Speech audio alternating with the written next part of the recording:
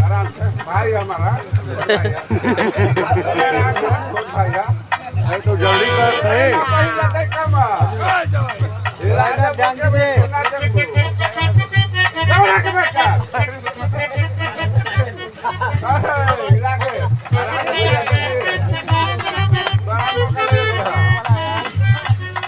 और सुलह नौ से आज इस महफिल में मर्यादा पुरुषोत्तम राम की उपाधि में विराजमान है।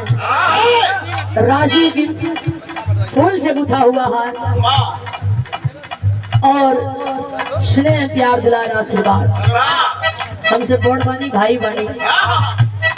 यह कामना हम करम मालिक से विनती फरियाद दुल्हा दुल्हन का जिंदगानी आजीवन मस्त रहे, व्यस्त रहे, स्वस्थ रहे।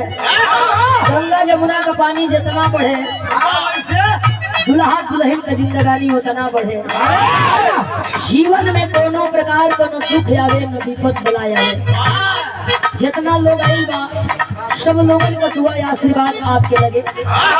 राजू भैया जो आज इस महफिल में आप हीरो हैं, आप ही भी चलते ही सब लोग आई बा। हम आई नहीं आई, सब लोग सुने खाती आई बा, देखे खाती। नगर से हमारे शंकर भैया भी आई हो। बहुत बहुत भैया के पौलकी सबके पौलकी बा।